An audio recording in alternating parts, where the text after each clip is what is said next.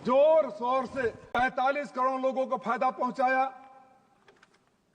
35% लोग middle class में आते हैं। मिडिल क्लास की परिभाषा नहीं पता है। सच्चाई ये है मैडम, कर्जदार बना दिए। माफ कर दीजिए कर्जा, किसानों का कर्जा माफ कर दीजिए। मैं आपका स्वागत करूंगा, वंदन अभिनंदन करूंगा। 16 लाख अपने उद्योगपति, 16 लाख करोड़ रुपया अपने उद्योगपति मित्रों का माफ कर दिया। किसान आत्महत्या कर रहे हैं, आप पीठ ठोकते हैं कि हमने क्रेडिट कार्ड की क्रेडिट लिमिट 3 लाख से 5 लाख कर दिया। अरे हम जहां से आते हैं, पूर्वांचल से आते हैं मैडम, हमारा पूर्वांचल पश्चिमी उत्तर प्रदेश, पंजाब और हरियाणा की तरह किसान नहीं है। हमारा तो 1 बीघा, आधा बीघा, 1.5 बीघा, 2 बीघा वाले होते हैं। उनको आप कर्ज के जाल में फंसाना चाहते हैं। क्यों आत्महत्या पर मजबूर हो जाए? हमारे यहाँ कोई उद्योग नहीं है, हमारे यहाँ कोई धंधा नहीं है, हमारे यहाँ छोटे छोटे किसान हैं। मैं सरकार से मांग कर रहा हूं, मैं बजट भाषण की शुरुआत इस आक्रोश और नाराजगी के साथ करना चाहूंगा कि एक बार फिर आपने उत्तर प्रदेश को ठगने का काम किया है। खास तौर से पूर्वांचल के साथ जो आप लगातार अनदेखी करते रहे हैं। और मेरे लोकसभा के बारे में तो मैं क्या कहूं, हमारे बड़े भाई और मंत्री जी, कपड़ा मंत्री जी यहाँ बैठे हैं। हमारा यहाँ एक कताई मिल है, केंद्र सरकार की जमीन है, कल्पनाथ राय जी ने शुरू किया था। आज से 7-8 साल पहले कपड़ा मंत्री जी और उत्तर प्रदेश के मुख्यमंत्री जी घोषणा कर रहे थे कि चुनाव था कि उस कताई मिल को शुरू करेंगे। हमारे यहाँ उस कताई मिल क्या, हमारे मऊ घोसी लोकसभा में 1 पैसा देने का काम इस सरकार ने पिछले 10 सालों में नहीं किया है। एक भी प्रोजेक्ट नहीं लगाया है। अगर आप इसी तरह अन्याय करते रहे तो आजादी के बाद गलती से एक बार आपने 2014 में चुनाव जीत लिया था। इधर रेलवे मंत्री जी कहीं थे, मैं एक लंबा लिस्ट दिया था गाड़ियों का।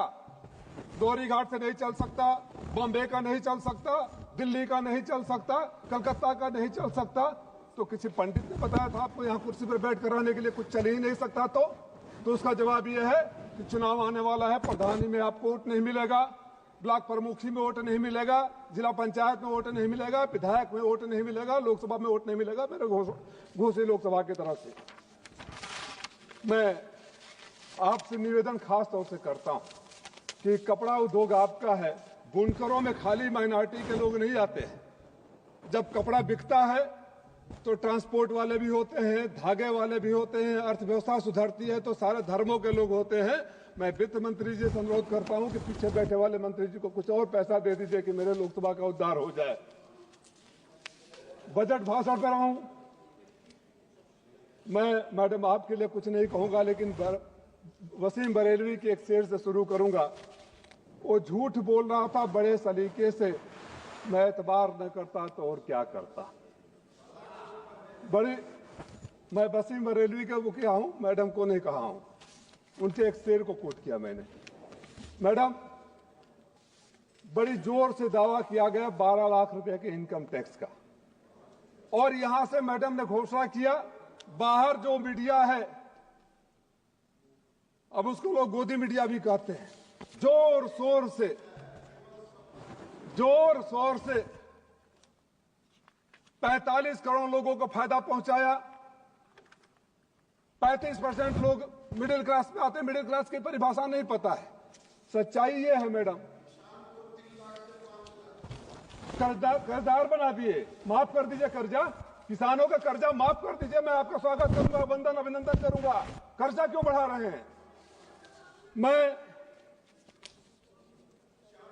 मैडम, सच्चाई ये है, इनकम टैक्स के जो 12 लाख का छूट हुआ है, 7.4 करोड़ लोग केवल इनकम टैक्स भरते हैं, जिसमें से 5.2 करोड़ लोग नील इनकम टैक्स भरते हैं, यानी जीरो रिटर्न करते हैं, जो 70% के बराबर है। 2 करोड़ 2 लोग, जिसमें 28% पुरानी रिजिम ओल्ड आयकर व्यवस्था के अंतर्गत है। 1.5 करोड़ बच गए।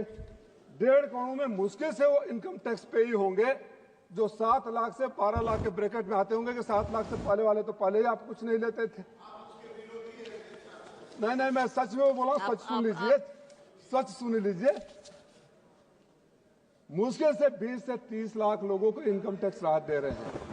12 लाख से अगर 12 लाख 10,000 हो जाए तो आप 65,500 वसूल लेंगे। और इस 20 से 30 लाख लोगों को जो राहत देते हैं, 2 बातें कहूंगा। आपने 20 से 30 लाख लोगों को 7 से 12 लाख वाले ब्रैकेट में राहत तो दिया, लेकिन जो हाउसिंग लोन पर रिबेट मिलता था, बच्चों के फीस पर मिलता था, हेल्थ इंश्योरेंस पर मिलता था, सबको आपने छीन लिया, सबको आपने वापस कर दिया। और तो और हमेशा से सरकार की एक सोच रही है, एक नीति रही है कि देश को जुमलों में, अच्छी अच्छी बातों में बहका दो। चंद महीने बाद 8वां पे कमीशन शुरू होगा मैडम, और जो 7 लाख से 12 लाख कहने की में छूट देने की बात कर रही है, मैं आपसे निवेदन करूंगा कि जब आप जवाब देने के लिए खड़े हैं तो घोषणा कर दें कि जब 8वां पे कमीशन लागू होगा तो सबका रेट भी प्रोपोर्शनेटली बढ़ा दिया जाएगा। आज जिसको छूट देने की बात कर रही है सब इनकम टैक्स के दायरे में आ जाएंगे। विरोध नहीं कर रहा हूं मैं, पुराने रिजीम में जो रिबेट किया जा रहा था उसको मांगने की बात कर रहा हूं। मैडम मंत्री जी हैं, वो क्या कहें। मैं आपसे देश के किसानों के बारे में भी कुछ कहना चाहूंगा, खास तौर से हमारे उत्तर प्रदेश के।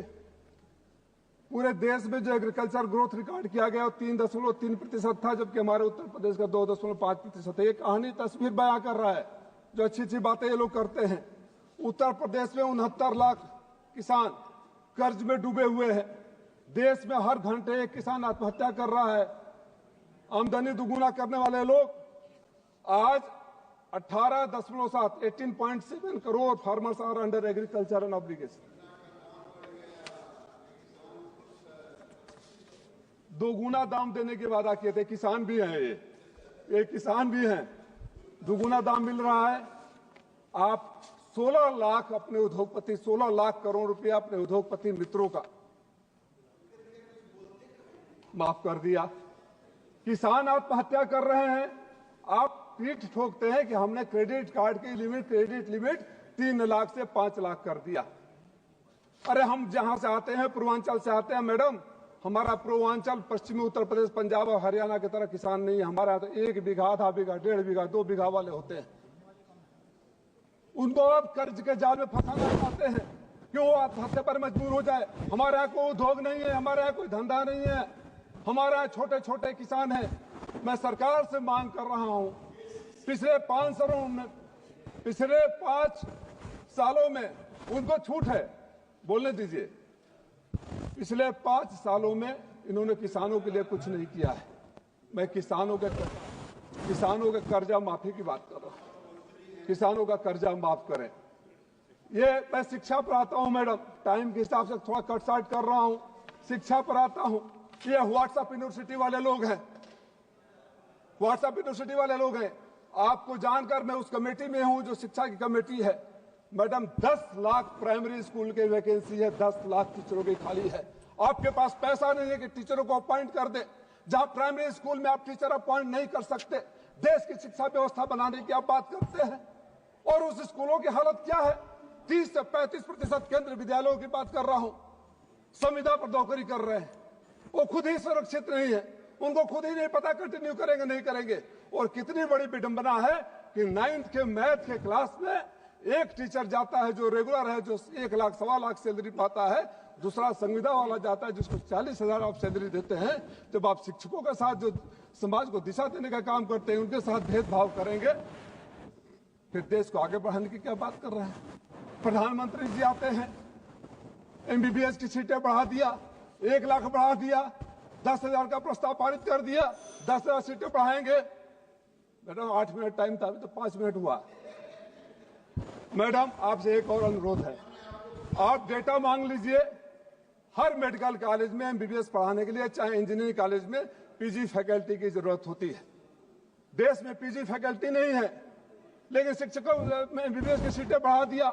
MBBS की सीटें बढ़ा दिया तो क्या उनको कचरे फैकल्टी प्रोफेसर से पढ़ाओगे? जान से खेलोगे? हवाई जहाज की बात करने लगते हैं।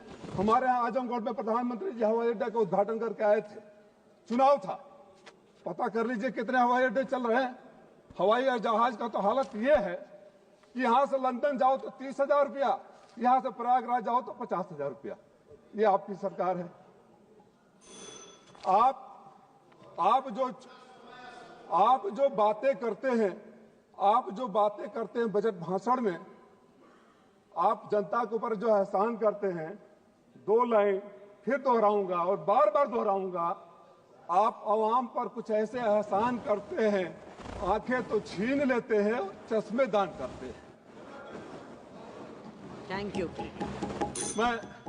मैं एक अनुरोध करते हुए कि मैडम हाथ जोड़ के कह रहा हूं, पूर्वांचल बहुत पिछड़ा है, भूखमरी के कगार पर है। हमारे यहाँ उद्योग नहीं है, हमारे यहाँ किसान छोटे छोटे हैं, हमारे यहाँ बाढ़ और सुखाड़ का क्षेत्र है। आप अपने दिल पर हाथ रखकर सोचिएगा, अगर पूर्वांचल के लिए कुछ नहीं दिया हो तो पूर्वांचल पर उपकार कर दीजिएगा, और मेरे घोसी लोकसभा में जो बंद पड़ी मिले हैं उसको चलवा दीजिए, वही रोजगार के अवसर प्राप्त होंगे। बोलना बहुत कुछ था, मैं ये कहते हुए कि जो बजट है किसान विरोधी है, नौजवान विरोधी है, शिक्षा विरोधी है, चिकित्सा विरोधी है, और इस बजट में कुछ भी नहीं मिला है। जय